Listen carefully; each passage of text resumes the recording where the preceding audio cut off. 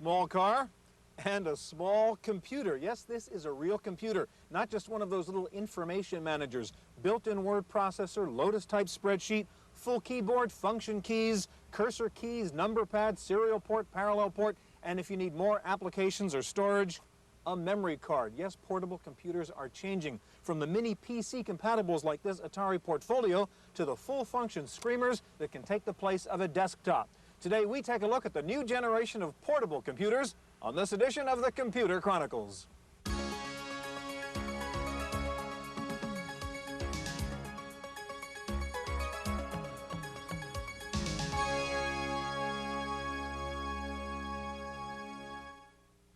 The Computer Chronicles is made possible in part by the Software Publishers Association. Additional funding is provided by Byte Magazine and BIX, the Byte Information Exchange, by PC Connection and Mac Connection, and by Intel Corporation, Personal Computer Enhancement.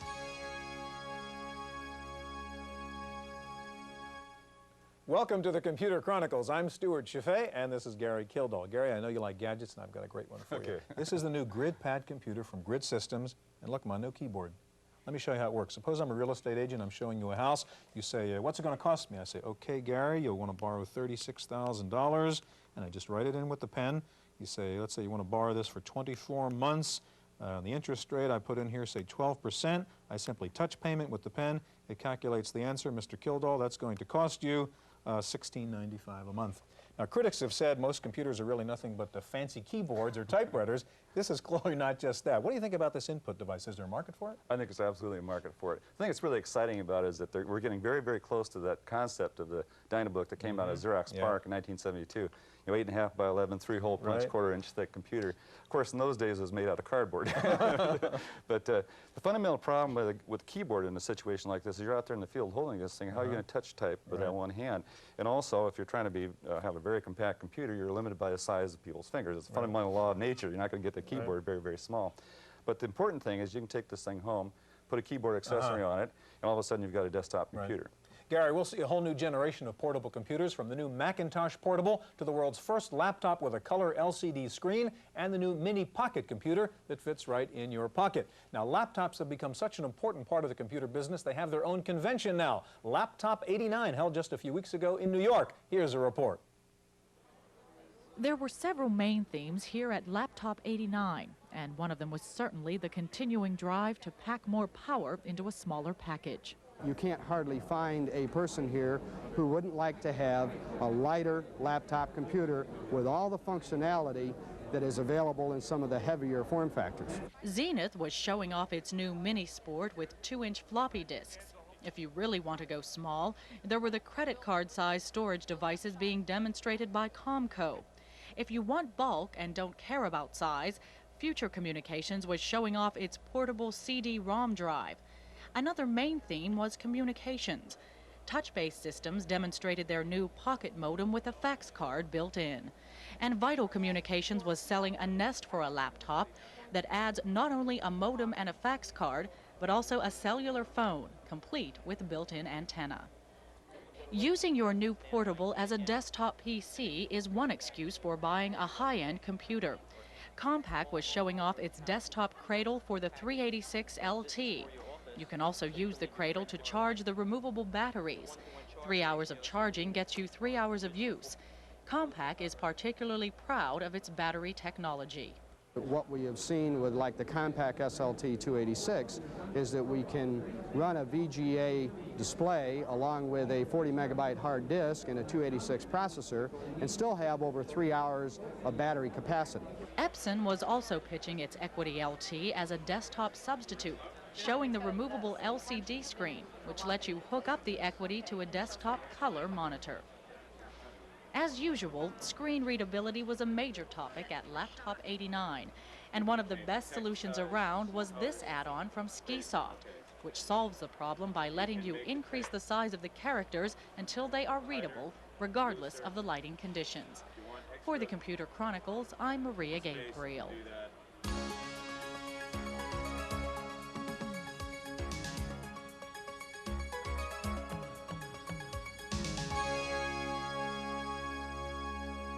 Joining us in the studio now is Sparky Sparks, Vice President with Dynabook Technologies. Next to Sparky, John Fairbanks, Vice President for Engineering at Poqet Computer. Sparky, one of the questions I've had in the past, and I know some other friends of mine have, is that the name Dynabook is usually associated with the Xerox PARC effort, you know, in terms of their vision of the future of a small, very small computer. How is the name Dynabook here related to that? Well, we actually borrowed the name, I guess you will, from Alan Kay, because even though it is a desktop computer that's portable, we have the same vision of what it can become and will become in the future. I see, okay. Well, we'll be able to look at the machine in a little more detail and talk about that vision. And one of the things that John has now is a computer called the Poqet. And where is it anyway? In my pocket. Oh, okay. This is an engineering prototype of the Poqet PC. It fits conveniently in your suit coat pocket or in a lady's purse. And it weighs about a pound.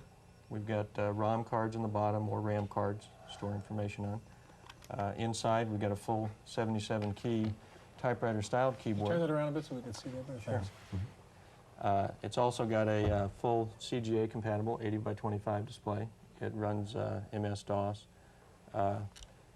It's some of the key features. It executes software directly out of ROM, which makes it a lot faster, and also means you don't have to store your applications So program. there's a 1, 2, 3 spreadsheet just came up there.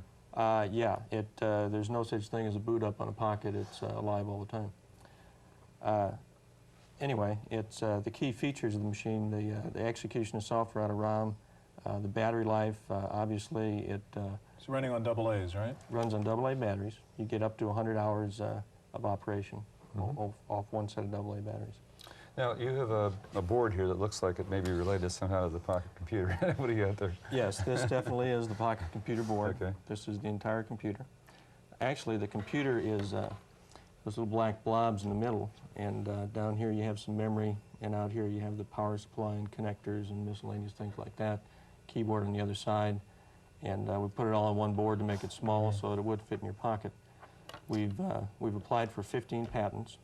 We've got over 50 independent claims, and that's how we got the size and the battery life and the performance in such a small package. What level of compatibility with IBM PCs you're talking about here? It runs all the same software packages. So is it AT, XT compatible? What level? It is, well, it's an XT equivalent. Okay. Yeah. Okay, there's obviously no drive in there, John, but what do you have over here? Well, this is an accessory that we sell along with the machine. It runs 3.5-inch floppy disks. It's got about the same footprint as a Poqet PC, weighs 2 pounds. Also runs on throwaway AA batteries, and it should last on the batteries about as long as a computer does. But I take it you could do file transfers out of there to a desktop and not have to use that. Oh, absolutely, yes. We have Poqet Link, which transfers information to desktop computers. And what's the retail price of the machine? Suggested retail is under $2,000, only at authorized Poqet dealers. Tell me about the screen and the keyboard. Okay. Is that any compromises there? I don't think so. The screen is it's a full 80 by 25 CGA compatible screen. The keyboard is a typewriter-styled keyboard. You can run all the all the most popular software programs. Now, can you get software on the memory cards for this? Yes, yes. We have 14 different titles on the memory cards from people like Microsoft, Lotus, and WordPerfect. We've also got built-in applications. Well, John, that's a really neat little machine. Now, let's get back to the Dynabook. And Sparky, what's really special about the Dynabook that differentiates it from, say, some of the other laptops? Well, the very special thing about it is that it is a full-function, full-capability desktop personal computer that also is a portable. It's the portable desktop, or the desktop that's portable. The other thing is we've solved 2 problems. One is the data set consistency problem. This contains a 40 megabyte disk file, as well as a 1.4 megabyte floppy. It can go up to 4 megabytes of memory. The configuration that you see here is the mobile configuration or the portable configuration with an 11-inch VGA display, 32 shades. That screen's removable, isn't it, on this? Yes, Sparky? it's 32 shades of gray. And I'll show you the desktop configuration and how I use this, which is my personal system. And if you don't mind, I'll just reach back and turn it off. And no, I'm going to take it off the battery first and show you the... So that's the battery pack underneath it? This is the battery pack. It's a dry lead-acid battery, about 4 hours of operation. And the modular construction so that we do have a removable battery and a removable screen. And the screen removes by taking these two off, releasing and then just pulling it out. And this allows us to take advantage of display technology so that we can add additional and other models of displays, as well as take advantage of battery technology. Well, you also have some kind of a docking mechanism as well, don't you? Yes, and that was the mechanical reconfiguration, because if you can see here, we've got all the ports, 9 ports as a desktop would have. And the docking module that you would have hooked up in your office simply connects here with these 2 little pins on the side, so that you don't have to go through so these would have all the cables in them. These would have all of the cables, and that just stays on the desk.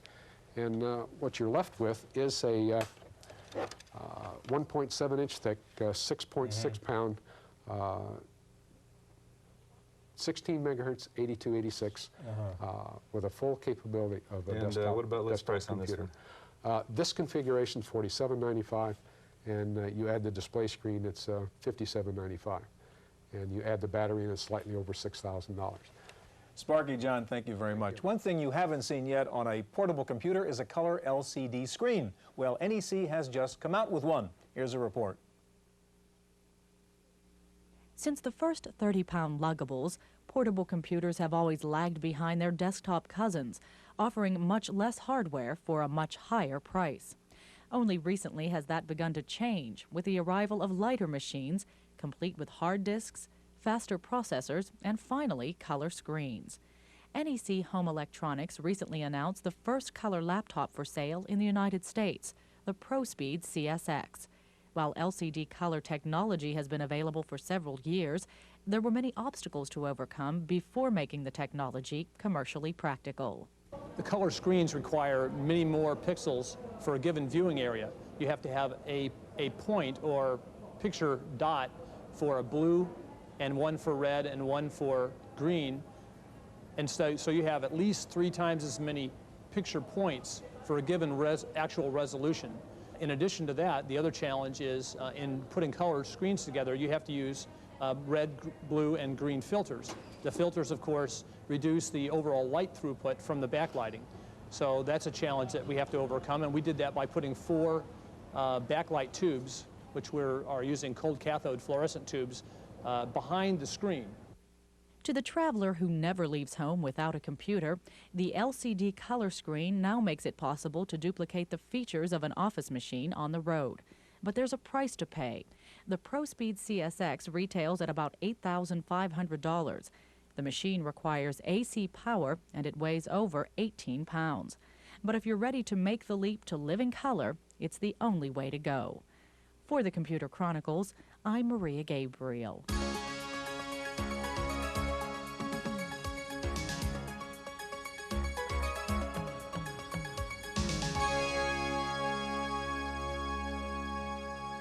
With us in the studio now is Jeffrey Fredericks, product manager with Toshiba. Next to Jeffrey, Bob Lawton, product manager with IBM. Gary? Stuart, it seems like we're moving up scale here. That's for sure. Nothing else in weight, at least. We started out with a little pocket computer, and then went to, of course, a battery-powered laptop.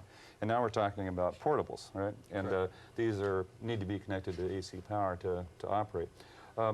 Jeff, the 3200 SX, can you tell us the difference between that and the 5200? I think most people have seen the 5200. Sure. The T3200 SX utilizes 16 megahertz 8386 SX microprocessor. That allows us access to the 32-bit software application platforms, but without the cost. A cost more comparable with a 286 machine. The T5200 uses a 20 megahertz 8386 microprocessor, has the 82385 RAM cache, so it's a considerably quicker machine.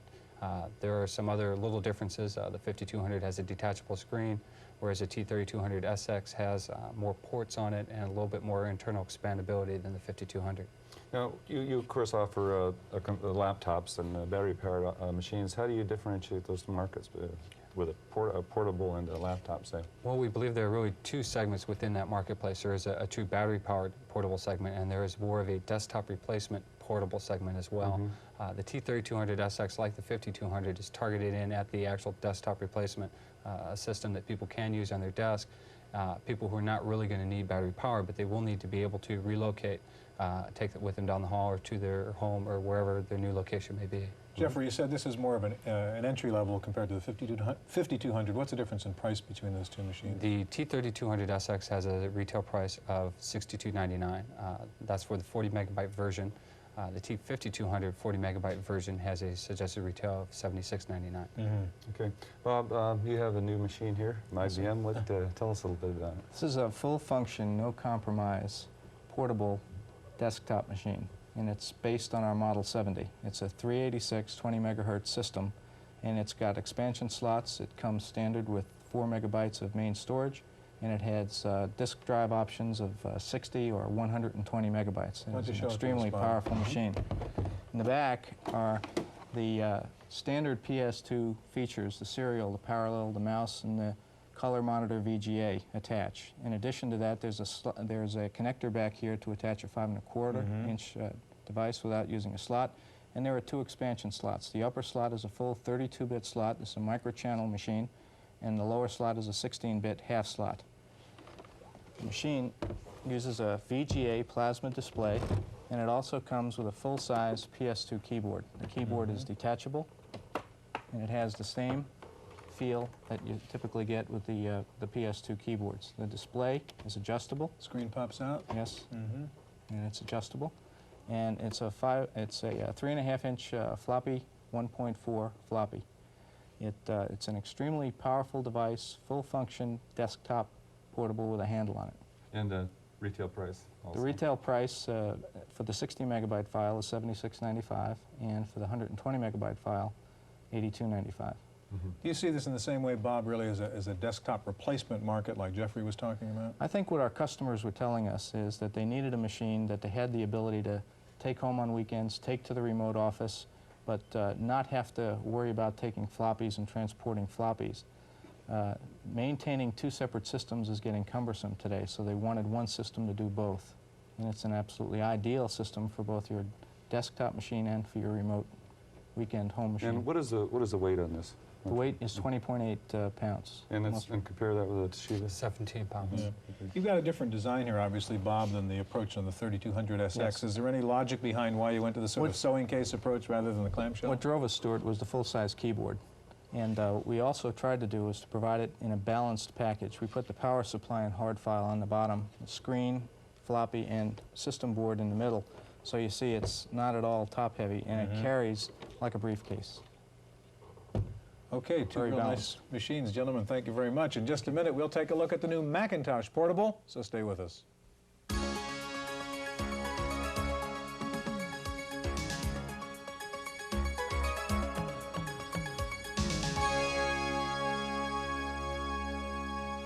Joining us in the studio now, Mark Epley, Chairman and CEO of Traveling Software. Mark, it's inevitable that the Macintosh is going to come out as a battery-powered machine, which you have here, obviously. Can you tell us a little bit about the machine itself? Well, it's the first machine to come out with an active matrix display. It's the most stunning display on any portable on the market today. Now, what's the advantage of that? It's very high resolution, and you can have animation. Okay. And you basically got a transistor behind each pixel, right? So the thing is quick. So this is one solid-state screen with thousands and thousands of transistors. It's a first portable that has a pointing device built in, has this trackball for the Macintosh mouse substitute, which is switchable on both sides. It has a full-size Macintosh keyboard. It comes with an optional hard disk, 40 meg hard disk. The processor is twice as fast as the SE, Macintosh SE. Which puts it at what rate? It's a 16 megahertz speed. And it's great for, I think this machine, the significance of this machine in the portable market is that just like the original Macintosh launched desktop publishing, this machine will launch what I call desktop presentations. With that animation, for instance, we'll take a look at, it also has stereo sound built in, where somebody can walk in to an office and give an animated display. You have text here linked in with graphics and more sound, such as this little bird right here. So a salesman could walk in and give a complete animated display or in the classroom, animated teaching aid. What is in terms of things, the basics like battery life, price, things like that? Can you Well, the battery life also is a major breakthrough. With existing portables, typically 3 hours is an average battery life. This machine has 10 to 12. Well, it's a lead acid, not an iCAD, right? Right. And you can put it to sleep. In fact, I can go right here, and up here it has a fuel gauge battery, and you always know how much you have left. You can put it to sleep like that. I can close the case, and it's all modular construction. You can take it apart, and right here you have the battery. So I can actually pull this out and put it back in and open it right back up, press a key, and I'm right back where I started. The original work. You can be on a plane, it's landing, stop, and all your work is saved. Yeah. Now, do you have some more demos that might show off some of the multimedia aspects of this? Yes, I do. But let me put it back together. Put it back together first? Okay. I feel safer that way. Yeah. Okay. And in fact, that whole thing is modular. You can take it up. Yeah, you can take just a bunch of little disk pieces. drives out. Yeah. We open it back up. And well, things are getting started. What's your feeling about the trackball versus using a mouse? Because that's obviously a major change for Macintosh. Well, you can also still plug in a mouse as an optional, but in a portable environment, a mouse is essential. Like if you're on a plane, it'd be a little embarrassing to take the mouse and run it up somebody's leg next to you. But it also it has all the ports of a Macintosh and then some. It has, as you can see here, it has a SCSI bus. It has a video out, which with an adapter you can plug into a TV set and to virtually any monitor. Mark, we heard the other guys from IBM and Toshiba before talking about their machines as really desktop replacements. Do you see this in that category? Yes, we do. You just buy this as your next Mac? Yes, it's actually the screen is larger than an SE, and with that incredible resolution, and with the processing speed, we'll see people buying this as an alternative to a desktop Macintosh. And what about the price? The price with a floppy is $57.95. And hard disk? And the hard disk is $64.95. And the weight is 13.7 pounds with floppy, that's with battery, and 2 pounds heavier, 15.7 with the hard disk. Yeah, that's not bad. Yeah. Okay, turn that on again for us. We see that screen again, which, as you say, is pretty exceptional. What do you think? You're in the portable computer business there, Mark. You like this? Oh, I think it's a milestone machine. It really is, and I think you will see portables in the future, even PC portables, having built-in pointing devices, because we are moving into the age of graphical user interface, not only on the Mac but with Windows and PM on the. Mark, thanks very much for coming here and showing us the Mac Portable. Thank you. That's our look at the new generation of portable computers. We'll be back in just a minute with this week's computer news.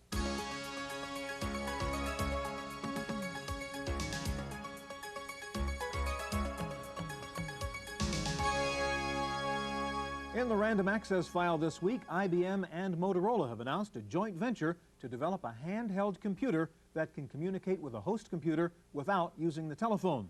The new online type service will not use phone lines but radio waves, utilizing IBM's existing private network that now covers 90% of the country. The handheld computers will have instant access to the network and be able to communicate at 4,800 baud. AT&T has announced a breakthrough in computer circuit design, a chip that transmits information using photons rather than electrons. The use of photons, fundamental light particles, could speed up a computer's performance by a factor of thousands. Dell Computers has announced new 386 PCs configured to run Unix. The 25 megahertz model will support up to 32 users. The Dell computer will come with VPIX software, enabling them to run MS-DOS as well as Unix. Atari has introduced its new laptop computer, the Stacy. It's pretty much a portable ST with built-in MIDI interface, 3 programmable sound channels, and the GEM operating environment in ROM. It features a high-resolution backlit display, and it comes with a built-in trackball. The Stacy can run off standard C-cell batteries in addition to the usual rechargeable battery pack.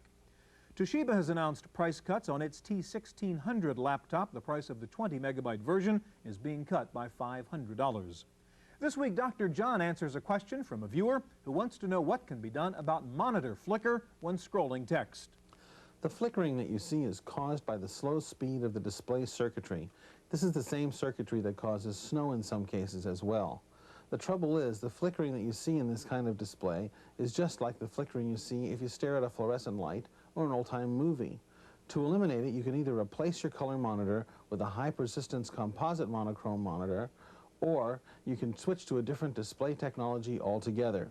If you're primarily word processing, I'd recommend a standard Hercules-type monochrome display system.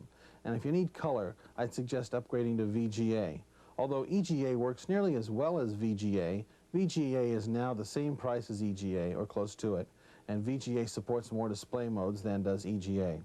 Also, the square pixels produced by VGA are a major improvement over EGA. For the Computer Chronicles, I'm Dr. John. Innovatic has released a new software package that lets you do optical character recognition using an ordinary scanner and a standard 640K PC. The system is called ReadStar Express, and it recognizes type as small as 6 points. It sells for $995. Taking a look at this week's best-selling software titles for the Macintosh, Mac Connection reports that Macintax again leads the list, followed by Adobe Type Manager, Quicken, and Tops. Think C from Symantec moves up to number 5. Rounding out the top 10, 2 more Symantec titles, the Sum2 Utilities and SAM, an antivirus program, also Type-Align for Adobe Type Manager, Microsoft Word, and 5th Generation's Pyro. Mitch Caper's new company, On Technology, has finally released its first product, a file search desk accessory for the Mac called On Location. It ships next month, price $129. Finally, another online miracle last week. A father and son who had lost contact and hadn't seen each other in 29 years found each other on CompuServe's EasyPlex. After a quick phone call to confirm that they really were father and son, the son flew to Tucson for a tearful in-person reunion. That's it for this week's Chronicles. We'll see you next week. The Computer Chronicles is made possible in part by the Software Publishers Association, which reminds you that software is produced by people whose income is derived from legitimate software sales. Software piracy is a federal offense. When a few people steal software, everyone loses. Additional funding is provided by Byte Magazine and BIX, the Byte Information Exchange, by PC Connection and Mac Connection, and by Intel Corporation, Personal Computer Enhancement. For a transcript of this week's Computer Chronicles, send $4 to PTV Publications, Post Office Box 701, Kent, Ohio 44240. Please indicate program date.